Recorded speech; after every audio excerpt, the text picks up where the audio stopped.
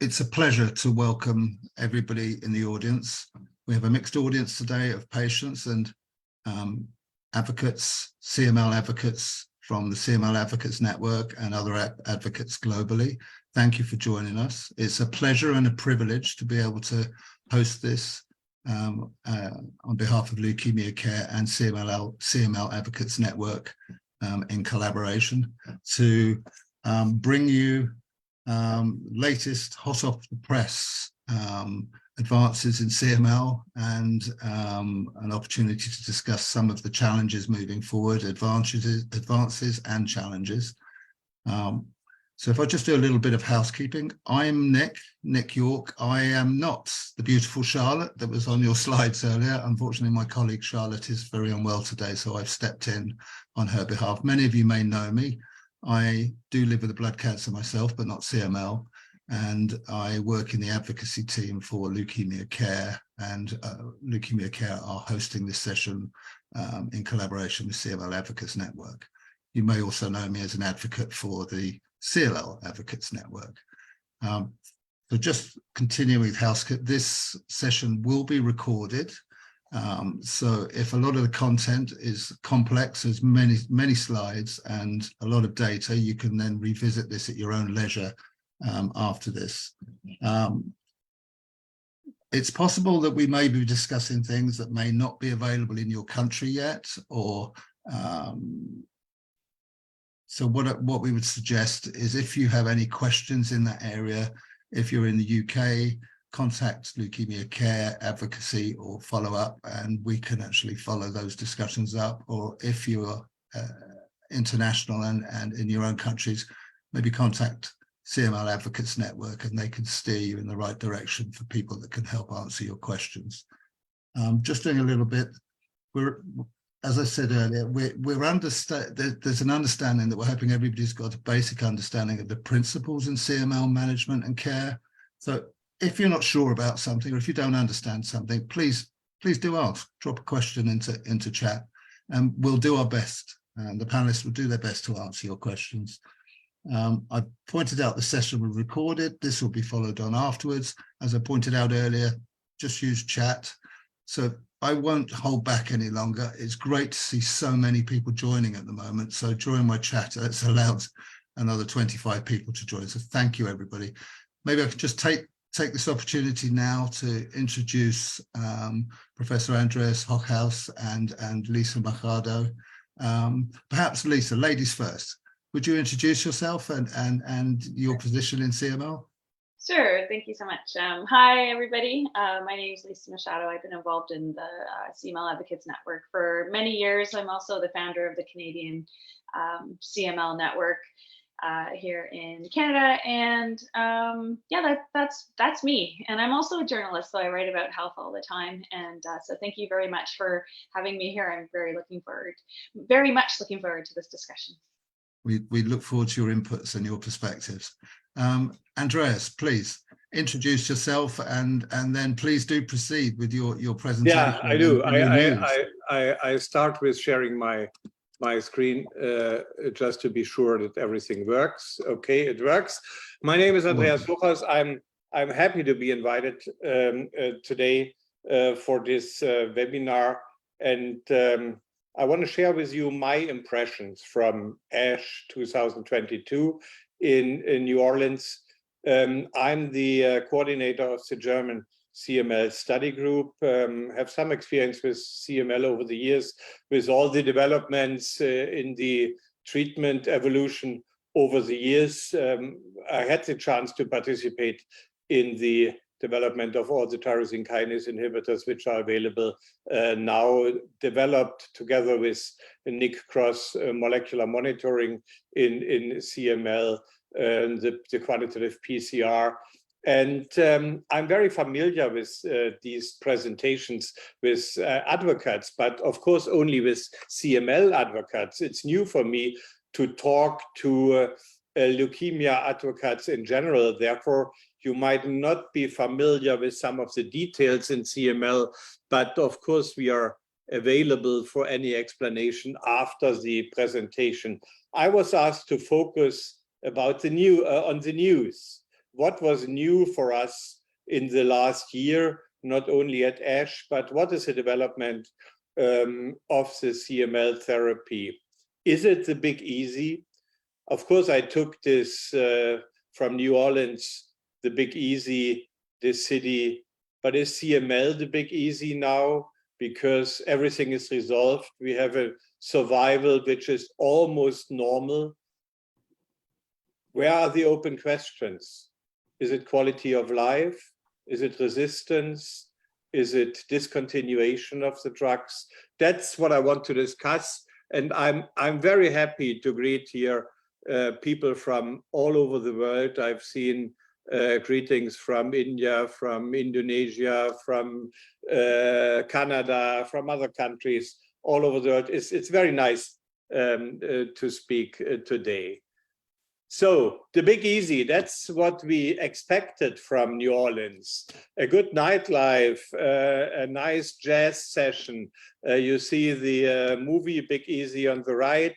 Of course, we have seen this in the evenings, but the reality for me in the morning at 6:30 looked this way. That means we started very early with the sessions in the conference center, of course, not only with education and scientific sessions, also with discussions around new studies and so on. And I have seen a foggy New Orleans in the morning, and I thought it's time to take a photo. And I think it's a quite nice photo from the empty streets in New Orleans in the morning. And this reminded me on CML. CML is not always the big easy. CML is a nasty disease, is a very severe, still a very severe disease, a deadly disease. And therefore we should continue all efforts to cure this disease and to help patients to improve the quality of life over time. This is what happened in the last decades. On the left, Hodgkin's lymphoma. On the lower panel, you see the relative improvement of mortality in Hodgkin's lymphoma.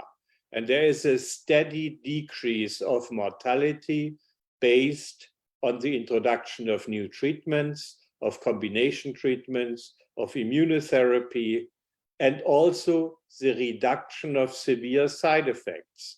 Because when the Hodgkin colleagues started the high-dose therapies, it was quite early seen that acute leukemias and myelodysplasias may follow such high-dose treatments. And this has been improved over the years. And now we see a 20% mortality compared to 1975.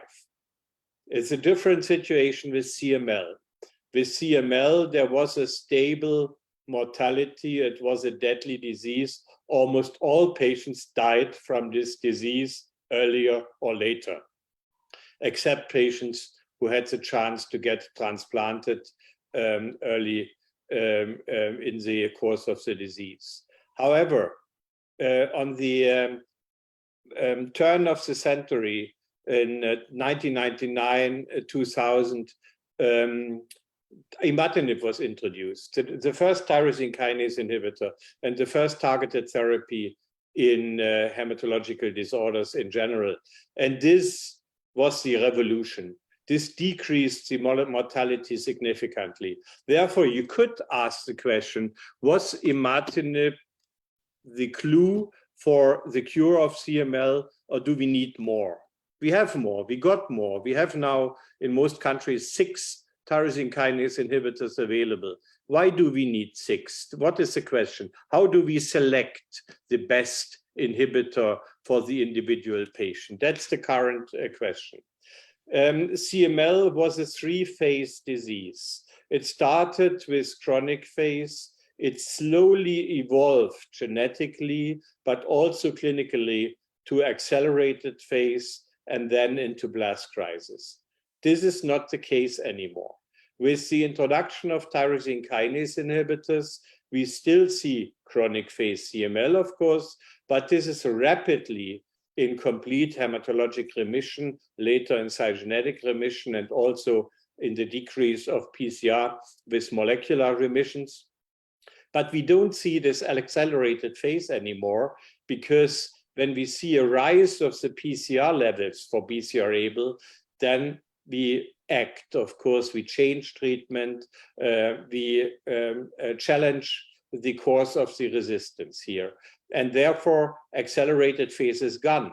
And when we see the old accelerated phase at diagnosis, we can act as we do with chronic phase patients. Therefore, the WHO editorial team decided to omit accelerated phase from the WHO classification. We have now chronic phase and blast crisis only, and blast crisis starts now with 20% of blast, because we know that the prognosis of patients with more than 20% blast is similar to the prognosis of patients with more than 30% blast. Therefore, this old 30% is gone. We have now 20% of blast as the cut point. This is a complicated slide, but on the other hand, it's easy because it shows the evolution of our options over the last 2 decades. The ELN recommendations have been published first time in 2006. Now we have the 4th edition, 2020. We have now 4 first-line treatments available: imatinib, nilotinib, dasatinib, and bosutinib.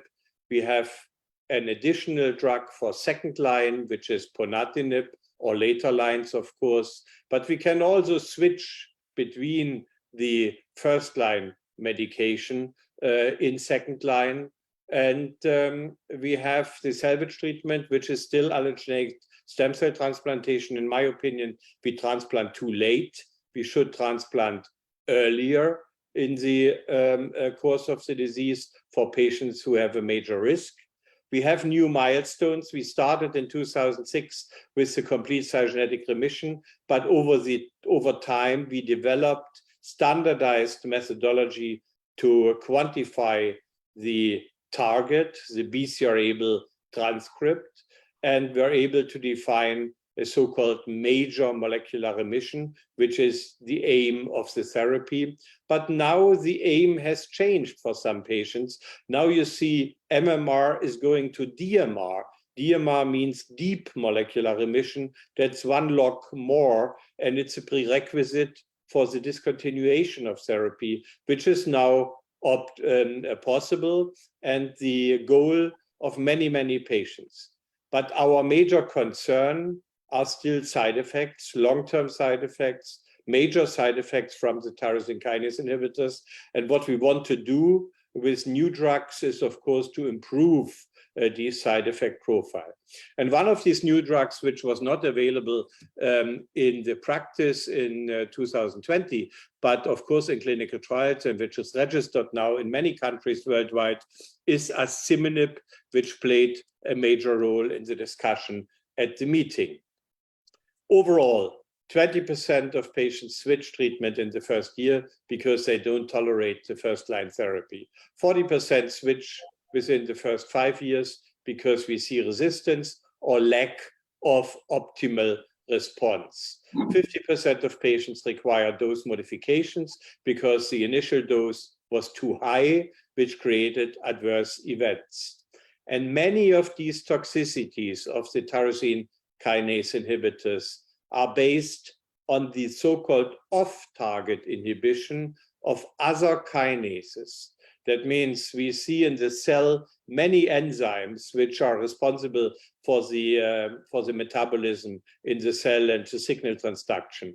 And one of these enzymes is BCR-ABL in the CML cells. And BCR-ABL is inhibited by our tyrosine kinase inhibitors, but most of these tyrosine kinase inhibitors inhibit not only BCR-ABL, but many other kinases. And this should be considered because this may create side effects. This is what I mentioned, allogeneic stem cell transplantation. In Europe, we transplant currently more patients in advanced disease in orange compared to chronic phase, early chronic phase, in green. And this is the wrong way, because the outcome of these transplantations is, of course, disadvantageous. We need, is unfavorable. We need more transplants in chronic phase, and we need the right definitions which patients should be transplanted. Back to our enzymes. These red bubbles here depict the kinases, the enzymes in the cell which are inhibited by each of the tyrosine kinase inhibitors. You see on the right, dasatinib, ponatinib, bosutinib, they inhibit many, many different kinases. Imatinib and nilotinib less, but of course also major so-called tyrosine kinases on the upper left edge of these so-called dendrograms. But they are all multi-kinase inhibitors. And this multi-kinase inhibition may be beneficial for a late-line therapy, for blast crisis, for instance, because not only BCR-ABL is inhibited, but also other enzymes which may be responsible for such a late situation. In contrast, the new drug, asciminib, is only inhibiting two enzymes, ABL1 and ABL2, and of course BCR-ABL, more specific, much more specific. And this is the expectation on this specific inhibition is now that it will create less side effects. But of course, the concern is that in late-line therapy, it may not work anymore because other kinases do the work in the cell. Not only BCR-ABL, but also other kinases are responsible for the proliferation. And this was the open question. This was the expectation to the trials which were done with asciminib. And we have, in addition, and this is known, of course, from the patient advocates who are familiar with myelodysplasia, myelofibrosis, and acute leukemias, molecular aberrations, in addition to this cytogenetic aberrations. And these are depicted here in CML, but actually we don't know how to use it. This was a presentation from the German CML study group here at ASH, showing more than 200 patients. 53 of them had additional aberrations. What we were able to show is that these first-line aberrations, ASXL1, result in a lower likelihood to achieve molecular remissions. But this does not translate into a shorter survival of these patients. Therefore, it's not in the guidelines currently. We need more data from more countries worldwide to select the use of these molecular markers for early treatment choice in CML. ABL, that's the ABL molecule. That's the enzyme which is responsible for CML, which when BCR is attached. BCR-ABL is a fusion protein. It consists of ABL and BCR. This is the naked ABL here. And you see that ABL has this tail here on the upper left here. And this tail is the so-called myristylated N-terminal tail. And this binds to this myristyl pocket. And if this is bound to this pocket, ABL is inhibited. That means ABL is able to inhibit itself. That means it has an auto inhibition in the cell. When BCR is bound to ABL, this tail is lost. And when this tail is lost, you could imagine the auto inhibition is lost as well. That means BCR-ABL is always active. What can we do? We have now 5 drugs available, and with these 5 drugs, the ATP binding site can be inhibited. ATP is the donor for energy. It's adenosine triphosphate, and this provides energy to the cell. And if this is inhibited, the energy is not available anymore. That means BCR-ABL is inhibited. But in addition to this, we have the chance to inhibit BCR-ABL via this myristoyl pocket within a small molecule, and this small molecule is asciminib. And this is the reason that asciminib is specific for ABL and does not inhibit other kinases. So an asciminib was now tested in a phase 3 study in third-line patients. That means all these patients had 2 lines of therapy previously, and they did not respond to these therapies, or they had intolerance to these drugs. And asciminib was compared in a randomized fashion to bosutinib. Bosutinib is a second-generation tyrosine kinase inhibitor, mainly available for third-line therapies, can be used in second and first line as well, but it was a traditional third-line drug, and therefore it was chosen to be compared against asciminib. And the results of these studies were presented 1 year ago, but now had an update now in the last year. And this update was a so-called 96-week update. That means the update after almost 2 years of therapy. And what you see here, the primary endpoint on the left, the very early response, is the major molecular response rate after 24 weeks, an advantage of asciminib over bosutinib. And this advantage increases over time. After 96 weeks, we see the secondary endpoint, 37.6% MMR versus 15%. This sounds good, a big advantage, but of course you see that not all patients respond. We have a third-line situation. Other kinases may be active, and patients who have an activation of these other kinases may not respond to this BCR-ABL specific drug. More important for me in this situation in the late line is the 1% BCR-ABL level. That's a 2-log reduction of the tumor load. And you see the 3 time points here as well, and a clear advantage. Overall, I consider that almost half of the patients in third line will respond to asciminib, whereas the other half may need alternative treatments, for instance, allogeneic stem cell transplantation, because we are here rather late in the course of the treatment of these patients. Surprisingly enough, also deep molecular responses were achieved in this late situation. And you may remember these deep molecular responses are the prerequisite for discontinuation of the drug. And you see a clear advantage of asciminib over bosutinib. What about side effects? The typical side effects of bosutinib in this dose, 500 milligrams, are gastrointestinal side effects like diarrhea, nausea, vomiting. And this happened in the study as well. In the blue bars, you see the bosutinib side effects. In the green bars, the asciminib side effects, much lower.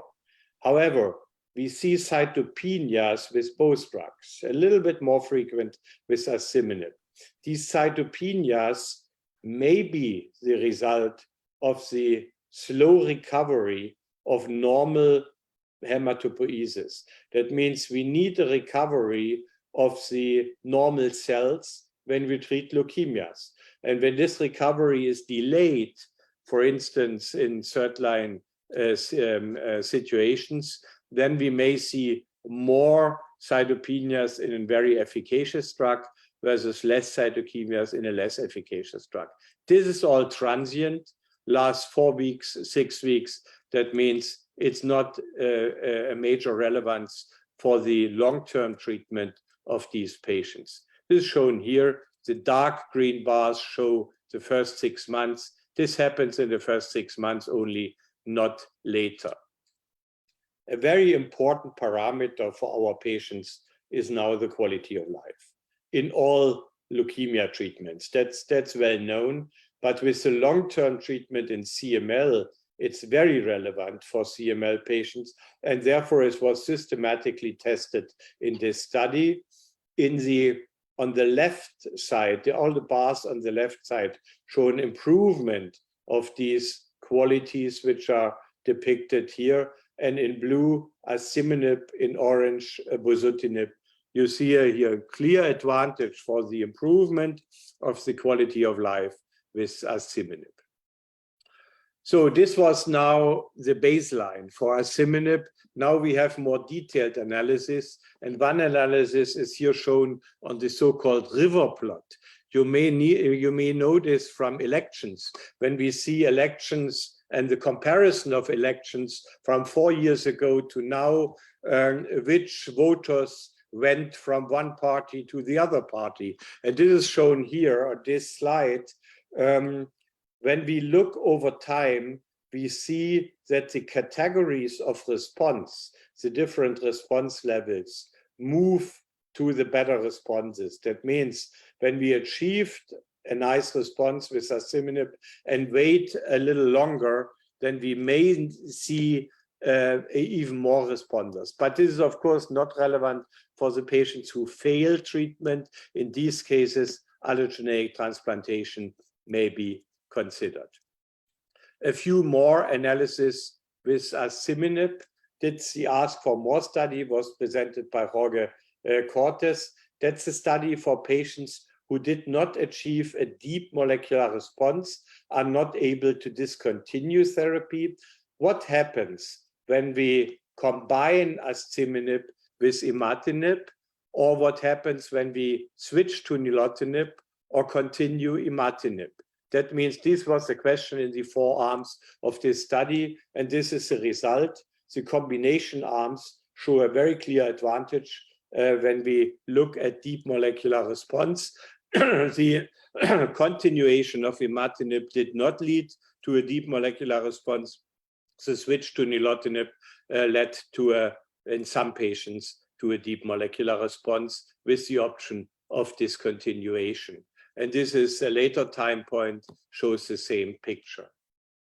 What we currently do in Germany is to combine asciminib with nilotinib, dasatinib, and imatinib in a pilot cohort study. It's feasible, it leads to deep molecular responses, but it, of course, does not improve the side effect profile because we combine asciminib with a traditional tyrosine kinase inhibitor.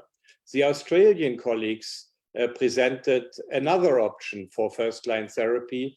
They presented a monotherapy with asciminib. Only patients who do not achieve the ELN milestones may add to asciminib other drugs like nilotinib, dasatinib, or imatinib. And actually, most patients did not use this, there was no need to use this option because the responses in this very early analysis at 3 months show a beautiful response for most patients. Here compared in blue, asciminib compared to an older study with nilotinib, with imatinib, the Title II study, and you see a clear advantage for the asciminib, and this over time, a very rapid responses over the first year of therapy. And this is now done in clinical trials, worldwide global trials with asciminib here compared to an investigator-selected TKI. This study is closed for recruitment, is fully recruited, is now in the observation period, and we have another study open, which is currently open. This is asciminib versus nilotinib, and I encourage all my colleagues and all newly diagnosed patients to participate in this study. A very good new endpoint here in this study is the time to discontinuation from side effects. That means the intention of this study is, again, to improve the side effect profile and to improve the quality of life. What is the optimal dose of the tyrosine kinase inhibitors? We learned with other drugs that the standard dose may be too high. For instance, with bosutinib, I talked about the 500 milligrams. We have now 400 milligrams as a standard in first line. And we learned this with ponatinib, and this was the OPTIC trial, which was reported at the ASH meeting as well. Our colleagues from MD Anderson presented data with 50 milligrams dasatinib only, half dose compared to 100. Unfortunately, that was a historical comparison to a historical control, which was 10 years old. What I want to see when I want to consider dasatinib 50 milligrams as a new standard of care is a so-called randomized comparison with a lack of inferiority of this lower dose, and this should be demonstrated in further trials, I think, to be safe with dasatinib 50 milligrams. I mentioned ponatinib. 45 milligrams were the standard dose, resulted in more than 20% cardiovascular side effects. Therefore, lower doses were tested. But the standard dose was, the study was framed in a way that patients on standard dose should reduce the dose if they achieved a good molecular response. And these are the results. The higher dose is advantageous compared to the lower doses when you reduce the dose upon achievement of 1% BCR-ABL. And this is a very instructive slide here. It shows that the difference of efficacy between the low dose on the right and the standard dose on the left is 26%, compared to the difference in side effects, cardiovascular side effects, of 6.4% when you reduce the dose of 45 milligrams to 15 in case of good response. That means this should be done, and this is now the standard of care with ponatinib, to start with 45 milligrams and to reduce as soon as 1% level is achieved. Discontinuation. These are 5 trials, 5 different trial designs. All patients discontinued in deep molecular response. You see always the same result, 50% relapse, 50% remain stable. How can we improve that? There are several options to bridge after the discontinuation with other drugs, to combine with other drugs. But I think the main achievement is to increase the number of patients eligible for discontinuation. And this was done here in the DASCERN study. Patients on imatinib who did not achieve a good response after 3 months were randomized between continuation of imatinib and dasatinib, and the achievement of major molecular response was measured, and also the achievement of deep molecular response. And you see here a clear advantage of dasatinib over continuation of imatinib. That means you may switch very early in the course of the disease when the direction towards deep molecular response is not there. Another option is the maintenance treatment with interferon. This was done here in the German study with ROPEC interferon after discontinuation of the tyrosine kinase inhibitor. Result is disappointing. That means the curves overlap. That means, again, 50% of patients relapse in both arms. Here, after 13 months, it was 40%, but they relapse. What is the reason for that? In my interpretation, the overlap is too short. Here, 1 month overlap only. You need more time for interferon to work. And therefore, even with this interferon, a lot of patients relapsed early after discontinuation of the tyrosine kinase inhibitor. However, there are some patients who benefit from interferon. These are patients with a long-lasting CML, 6-year treatment with tyrosine kinase inhibitors, but also patients who had the first stop event and not the second attempt to stop tyrosine kinase inhibitors. That means there's still a lot to do when we talk about stopping treatment. Finally, I would like to introduce new drugs which may be available in your country in studies.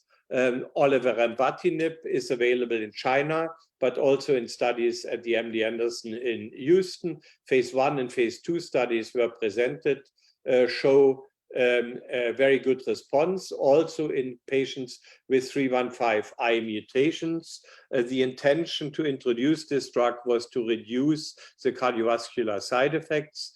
The main adverse event here is skin hyperpigmentation. That means you have a darker skin when this drug is used. That's not a major problem, but it's a new problem in the treatment of CML. And the other drug is vodobatinib.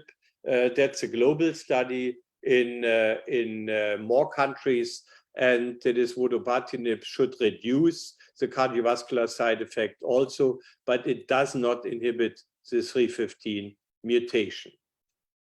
Final point, the blast crisis. We want to avoid blast crisis. We presented a registry from the European Leukemia Net, and you see in the lower left curve that the survival of more than 200 patients with blast crisis is still very, very poor.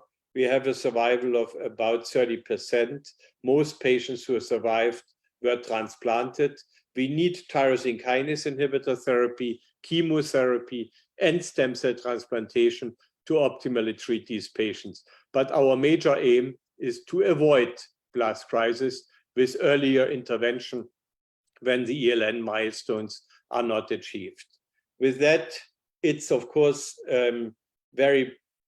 it was a bad example, the blast crisis study, but this belongs to CML, unfortunately. Therefore, I would like to answer my question, is it a big easy? I say no. We have a lot of things to do for most patients to improve the quality of life, and of some patients who have a poor response to our treatment, to find better treatments, to avoid blast crisis, to bring everybody in chronic phase, and to discontinue treatment in as many patients as possible. Our German advocates are shown here. These are the CML advocates. We had a meeting at the World CML Day here in 2017, organized by Jan Geisler and others. That's a German motto here, heilbar durch Forschung. They put themselves this motto, curable through research. That means our advocates here, and I think most, if not all of you, are of course very interested in research and support research. And I think, and I'm very grateful for that, that we do it together, advocates and researchers and clinicians. And we met at ASH, a lot of advocates participated at ASH, which is nice to meet, that all of you are able to support our research, but also understand what are our aims, our goals of our studies. And thank you very much for your attention. Thank you very much for your help and your support in our research questions. Thank you. Thank you, Andreas. You've answered many of the questions that I've received. I suppose it would be an ideal opportunity to ask you, Lisa, in terms of your take from the summary provided by Andreas and discussion around unmet needs, perhaps what your take is with regards to the current situation with unmet needs and areas of needed focus. Sure.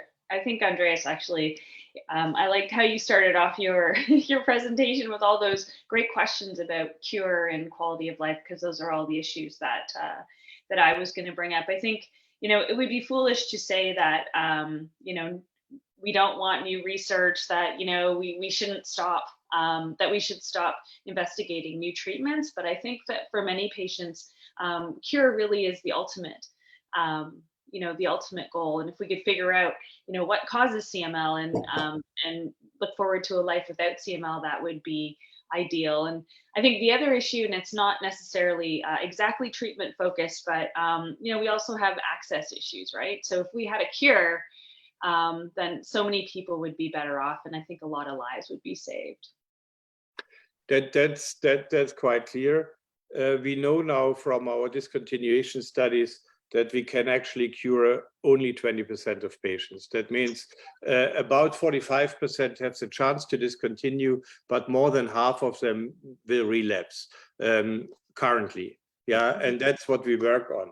But we must not forget the patients who are not able to discontinue. And these patients need our attention, because we need to improve the quality of life with better treatments to avoid side effects. I think these are the two parts of the coin, the two sides of the coin. More than half of the patients continue therapy, and I think we forgot them with all these hype about discontinuation, which I support on one hand, but not all patients can have this goal.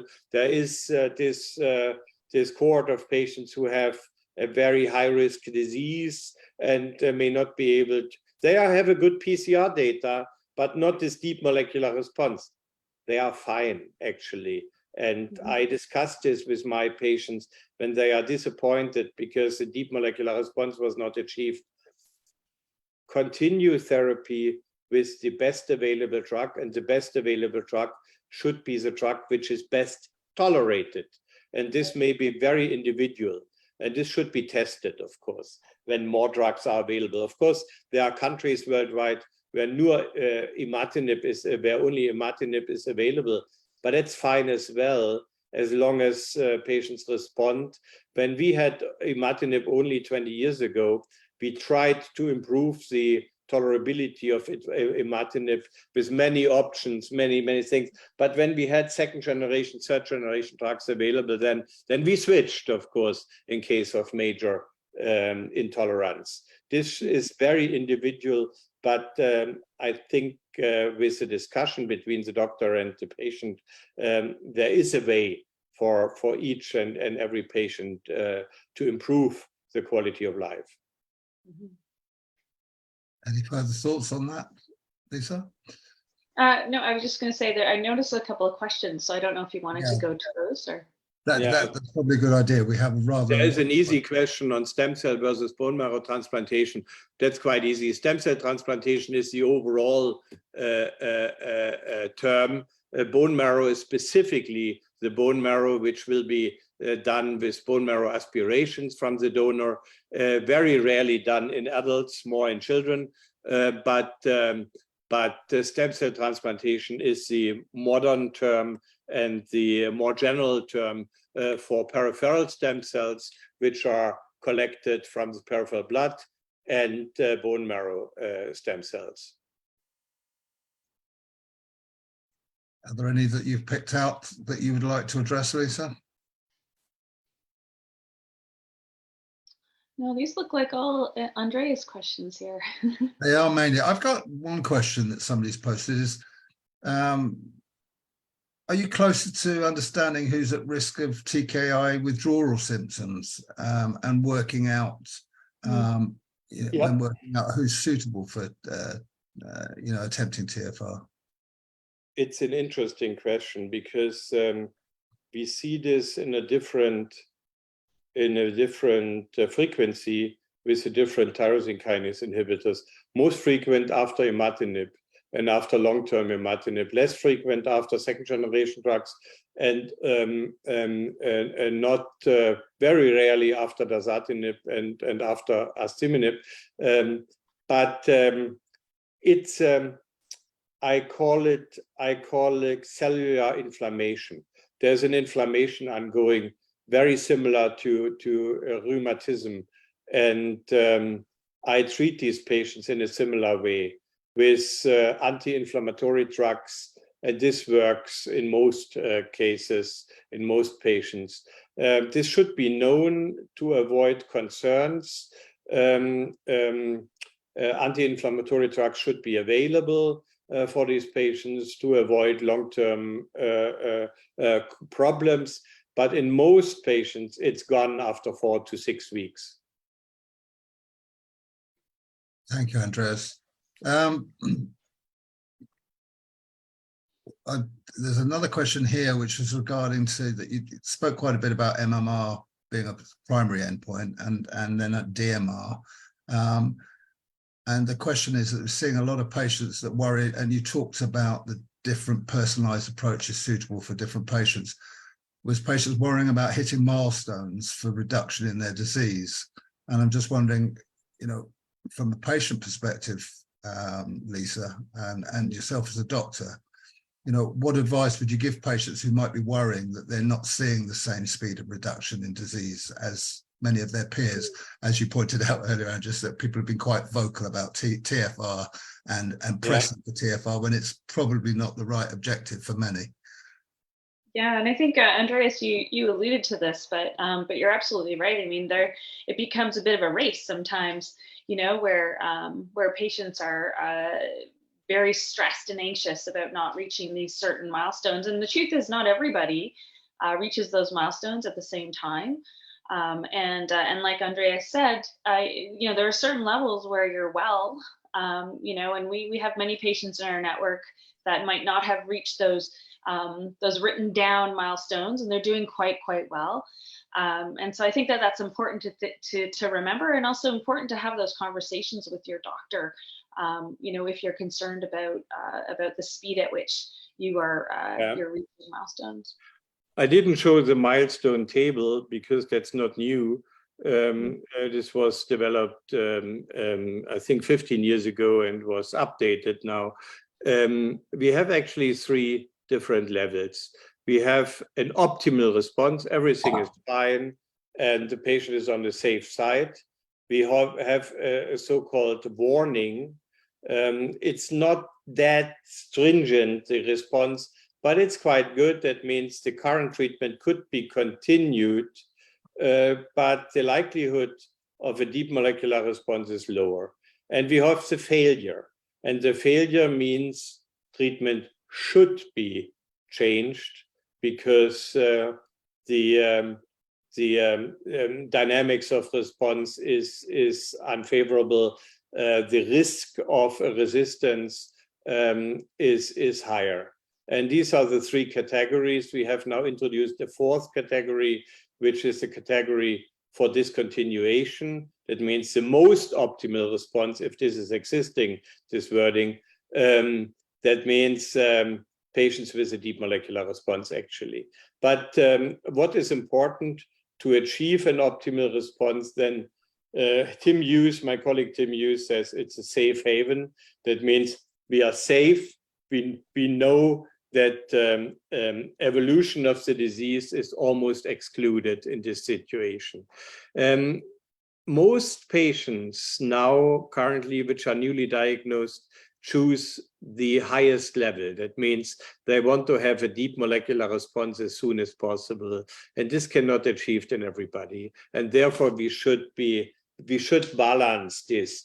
In which cases is a change of therapy really needed, and in which patients we could relax and wait a little bit longer. That means patients are individuals, and it needs more or less time to achieve these milestones. And it's, as I said, relative. Exceptions are the failures. In case of failures, a change of therapy is strongly recommended. So do I take from that, because I've got the question about are more new therapies needed, and you've pointed out where they are needed, but is there there's also an argument for better use of existing therapies? Yeah, but of course, in addition, if this is a country where almost everything is available, then of course, in case of severe side effects, I would switch as well. I would not continue. That's what we did 20 years ago. We continued also if we had side effects were observed, but it's not needed anymore because we have now many drugs available. Thank you, Andreas. Can I take advantage of the situation? We're running low on time and there have been so many questions. Are you able to access the chat to be able to answer the many clinical questions that might be appropriate? Yeah. Children, young adults, they are of course also treated with TKIs. Stem cell transplantation used to be the standard of care in children, which is not the case anymore, because we know now that the response to TKI is very good, and we may discontinue TKIs as well. That means stem cell transplantation is only done in cases with treatment failure in children in most countries. Why was bosutinib chosen for the registration trial in third line? Because the other drugs were more frequently used in earlier lines of therapy. And for ponatinib, the dose was not fixed when the study started. That means the 45 was in question in the study, and therefore bosutinib was chosen here. This was not my decision. This was the decision of Novartis, which was discussed with the agencies, with the FDA and the EMA, and they accepted this comparator, and therefore it was chosen, it was successful, and based on this data, registered. Therefore, I think I would not question this comparator because everybody accepted this in the agencies. Does exist dasatinib and interferon combination? Of course, this was tested in studies as well, but dasatinib is a little bit more immunosuppressive than imatinib and nilotinib, and we want to enhance the immune response with interferon, and therefore this is not followed anymore. Lower dose is better. I went from 100 milligram to 50 and now on 20 because of horrendous side effects with dasatinib, diagnosed in February 18 and now in November. If depends on what is horrendous side effects, which are they? But if alternative drugs are available, I would use an alternative drug. 20 milligrams dasatinib daily is really low. The likelihood of a good response is lower. Why is dasatinib so expensive? Why is everything so expensive? That's the question. Not only dasatinib, also asciminib is very expensive now on the market.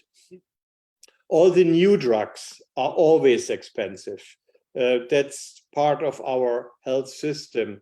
It's accepted by the insurance companies for reimbursement in most countries. And of course, the research should be paid as well. But after a few years, in most cases 10, 12 years, the patent is gone. And then we have the generics available. And for the dasatinib, we have now generics available. And dasatinib is now much cheaper than a few years ago because we have the generics in most countries. This was the case with imatinib as well after Gleevec was off patent. So why can CML go from chronic to aggressive? That's the molecular and genetic evolution. That means on top of BCR-ABL, we see other mutations which are aggressive, which lead to this aggressiveness. And the risk for that is higher when the tumor load is higher. Therefore, we want to have a steep response to reduce the risk for an evolution of the disease, which is successful in most patients. As I said, we see no accelerated phase anymore, but we see still a few blast crises. So, started having side effects on 50 milligrams dasatinib, such as bleeding, hard to remembering things. It's of course always the question, what is a real side effect of the drug and what is a bypass effect from other reasons? And this should be tested, of course. And many patients have symptoms which are not based on the CML treatment, which are based on others. And this should of course be considered. But fortunately enough, most CML patients go to a doctor every 3 months. And this leads to an improvement of the overall survival, which is almost now hitting the normal survival of the population. And this is based on the early discovery of other diseases. That means independent of CML, the CML patient has a nice umbrella, a nice protection, because he has 4 visits per year in most cases. And this results in a good treatment and very early treatment of other diseases as well. Pregnancy. Of course, pregnancy is only recommended if TKIs can be stopped. That means in deep molecular response. And here we have a patient who has 10 years CML with imatinib treated, and she wants to stop, of course, only if the definitions of deep molecular response are fulfilled. That means at least MR4, follow reduction 0.01 BCR-ABL for 1 year, then she can stop. And when after 6 months after stopping, everything is stable, I would allow a pregnancy. Otherwise, it's a risk that a relapse may happen during pregnancy, which is a very difficult situation, of course. I think now we answered most of these questions. Thank you, Andreas, and I'm mindful of time, and I have a couple of slides to share from CML Advocates Network and a couple of service slides for UK patients. But Lisa, it would only be right that I gave you the parting words. I mean, you alluded earlier from your own observation in unmet needs of research into the causes to be able to prevent the disease. Is there anything you would like to add as a takeaway from today's session? No, I think the one thing is just this focus on side effect management. I did see, if we had more time, I would like to bug Andreas about it a little bit more, because I did see a few comments, people talking about fatigue, and I think it's super important to not only have those conversations within our community groups, but also to talk to your physician about side effects that are affecting your life, right? I think it's super important to address those issues, and I'm sure Andreas would agree with me there. Yeah, a particular issue if you're on a continuous therapy every day of your life. Yeah. Yeah. What could be considered a small issue is not a small issue when you have to deal with it every day. Sure. Very poignant, and maybe that's something that the CML Advocates Network can look at another session to cover. Listen, I've got to thank you both, and I will do it at the end of the session, and everybody that's attended. I'll just see if I can manage to press the right buttons to share my screen. I think I have a few slides. Here we go.